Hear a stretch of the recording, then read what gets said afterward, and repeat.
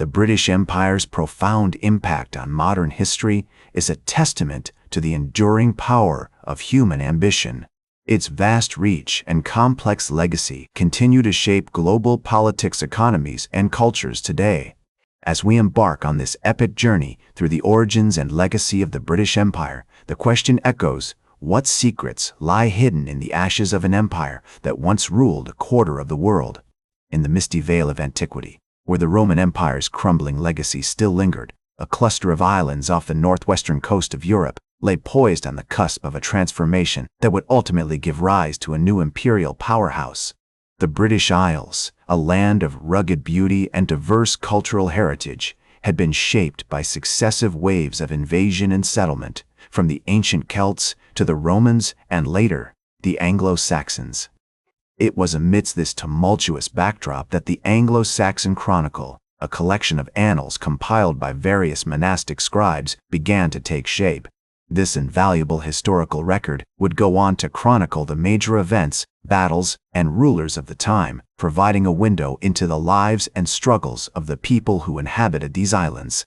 The chronicle's earliest entries speak of the arrival of the Anglo-Saxons, Germanic tribes from the continent who displaced the native Celtic populations and established their own distinct culture, language, and traditions. One of the most influential of these early Anglo-Saxon kingdoms was Northumbria, a powerful and sprawling entity that stretched from the Humber estuary in the south to the Firth of Forth in the north. Its rulers, men like King Edwin and King Oswald, would play a significant role in shaping the course of British history, forging alliances, waging wars, and patronizing the arts and learning. The magnificent monastery at Lindisfarne, founded in 635 by St. Aidan, an Irish monk, stands as a testament to the cultural and spiritual achievements of this era. Its intricate stone carvings and illuminated manuscripts, a reflection of the artistic and intellectual flourishing that characterized Northumbria's golden age. As the centuries unfolded, the British Isles became increasingly drawn into the orbit of European politics and commerce. The Viking invasions of the 9th and 10th centuries, which brought destruction and chaos to many Anglo-Saxon kingdoms, also facilitated the exchange of goods, ideas, and technologies between Britain and the wider world. The Danelaw, a region of eastern and northern England under Viking control, became a crucible for cultural fusion as Norse and Anglo-Saxon traditions blended together in a unique synthesis. It was against this richly textured backdrop that the seeds of a unified English state began to take root. The Kingdom of Wessex, with its capital at Winchester, emerged as a dominant force in southern England. Its rulers, such as King Alfred the Great, implementing reforms and strategies that would ultimately pave the way for the creation of a single, cohesive English nation. Alfred's military victories against the Vikings, his promotion of education and literacy, and his translation of classical works into Anglo-Saxon all contributed to a nascent sense of English identity, one that would gradually spread throughout the land, laying the foundations for the imperial ambitions that would come to define the British Empire in centuries to come. King Edgar the Peaceful, who ruled from 959 to 975, implemented a series of reforms that further strengthened the English monarchy and laid the foundations for a more centralized state. His efforts to promote a unified system of government, law, and religion helped to create a sense of national identity, which would ultimately contribute to the growth of imperial ambitions. One of the key figures of this era was Dunstan, Archbishop of Canterbury, who served as a close advisor to King Edgar and played a crucial role in promoting the interests of the English Church. Dunstan's influence extended beyond the realm of spirituality, as he worked tirelessly to promote education, art, and architecture, leaving an enduring legacy in the form of magnificent buildings such as the Abbey at Glastonbury. The intricate stone carvings, stunning stained glass windows, and beautifully illuminated manuscripts that adorned these structures testify to the cultural and artistic flourishing that characterized this period. As the 10th century drew to a close, the British Isles were once again threatened by external forces as Viking raids and settlements continued to pose a challenge to English stability. The reign of King Ethelred the Unready, who ruled from 978 to 1016, was marked by a series of disastrous military campaigns against the Vikings, which ultimately led to the payment of vast sums of money known as the Danegeld in an attempt to buy off the invaders. This policy of appeasement would have far-reaching consequences, as it created a culture of dependency and weakness that would haunt English monarchs for generations to come. The Viking invasions also had a profound impact on the development of the English language, as Norse and Anglo-Saxon tongues blended together in a unique synthesis. As the 11th century dawned, the British Isles were on the cusp of a new era of transformation, one that would be shaped by the Norman Conquest of 1066. The seeds of this revolution were sown in the reign of King Edward the Confessor, who ruled from 1042 to 1066. And whose court was marked by a growing influence of Norman advisors and nobles. The magnificent abbey at Westminster, which Edward founded in 1045, stands as a testament to the cultural and artistic achievements of this era, its stunning architecture and beautifully illuminated manuscripts reflecting the king's deep devotion to the Catholic Church. The complex web of alliances and rivalries that characterized English politics during this period was further complicated by the presence of powerful noble families such as the Godwins and the Leofricsons, who vied for influence and power at court. The career of Harold Godwinson, who would eventually succeed King Edward as monarch, is a case in point, as he navigated the treacherous waters of English politics with skill and cunning, ultimately emerging as one of the most powerful men in the land. As Harold Godwinson navigated the treacherous waters of English politics, he found himself at the center of a maelstrom of competing interests and alliances. The powerful noble families, including the Godwins and the Leofricsons, continued to vie for influence and power at court, while the Norman advisors and nobles who had gained prominence during King Edward's reign waited in the wings, eager to assert their own claims to power.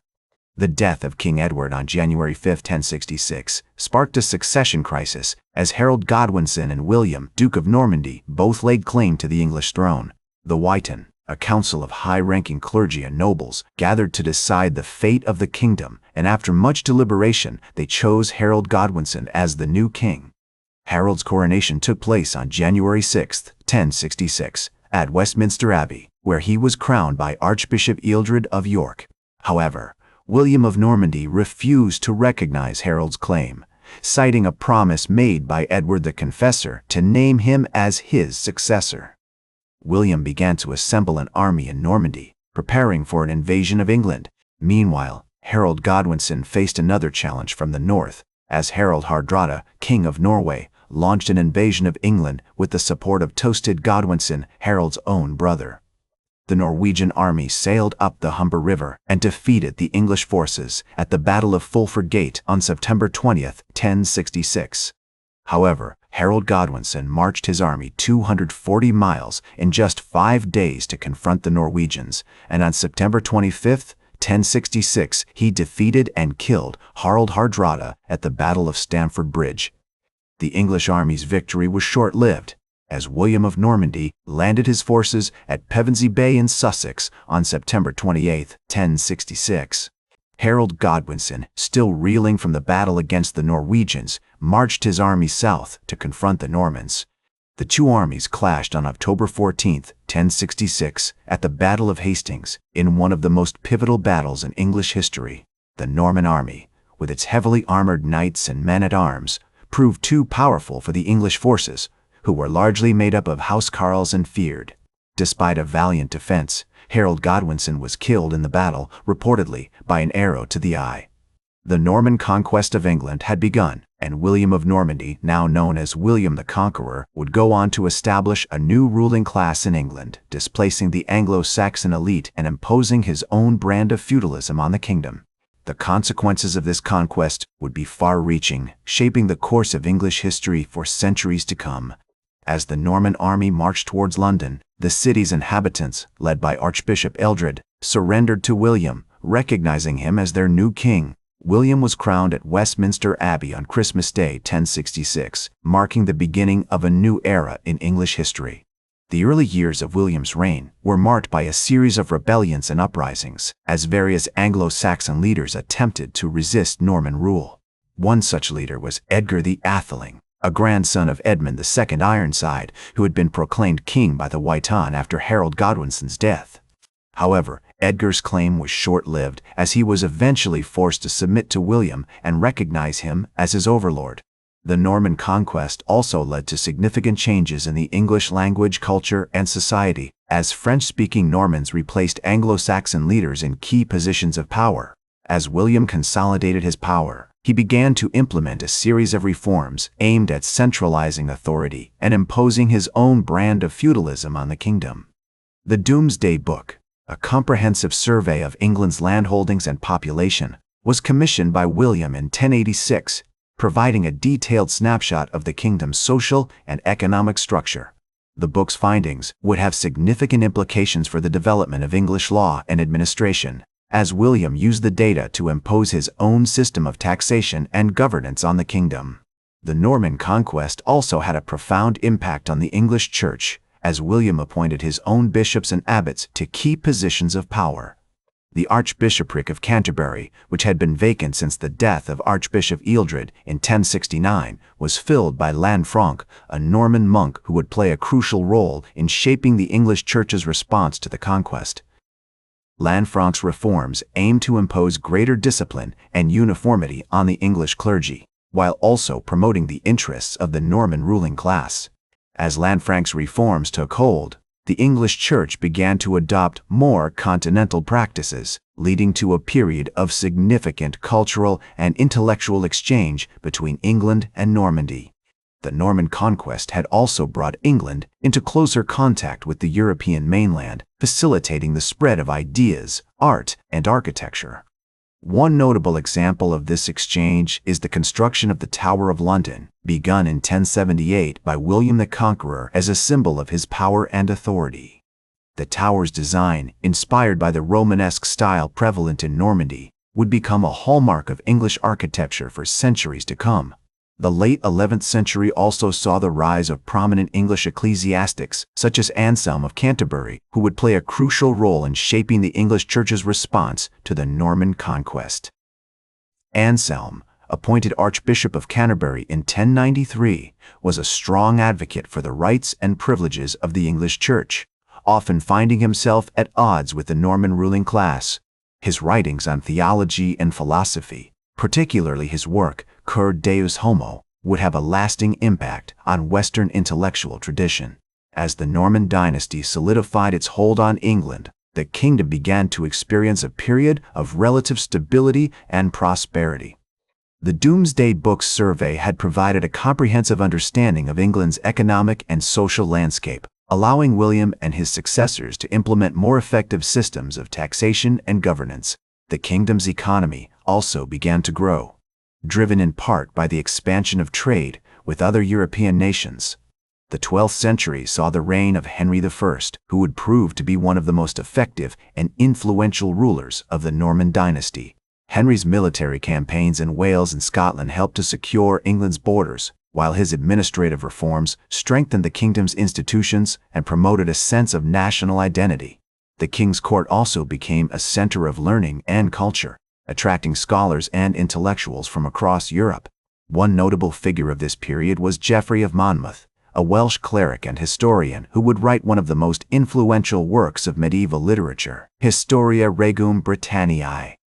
This chronicle of British history, completed around 1136, would shape the way English people understood their national identity and inform the development of English literature for centuries to come.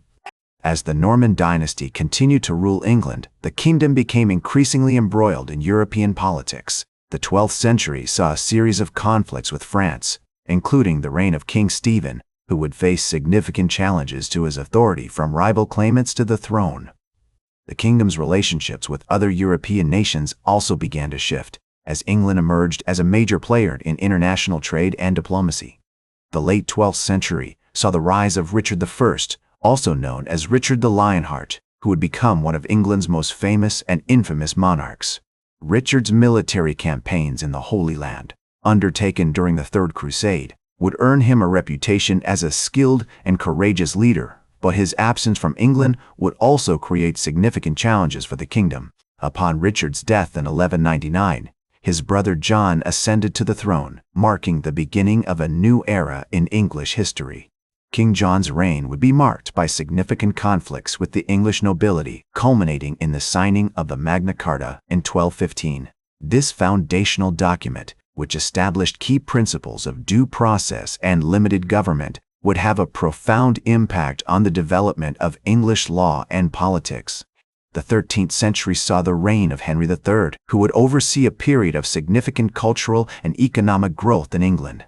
The kingdom's trade relationships with other European nations continued to expand, while the English Church experienced a period of renewed spiritual vitality. The construction of great cathedrals, such as those at Canterbury and Lincoln, would become a hallmark of this era as English architecture reached new heights of sophistication and beauty. As the medieval period drew to a close, England stood poised on the threshold of a new era of growth and transformation. The kingdom's relationships with other European nations would continue to evolve, while the English monarchy would face significant challenges to its authority from both within and without. The British Empire's legacy is a testament to the enduring power of human ambition, creativity, and perseverance, serving as a reminder that the consequences of our actions reverberate across centuries. Thank you for joining me throughout this historical journey. That's all for today's History with Herodotus. Remember to like, share, and subscribe, and until next time, remember that, to understand the present, we must first understand the past.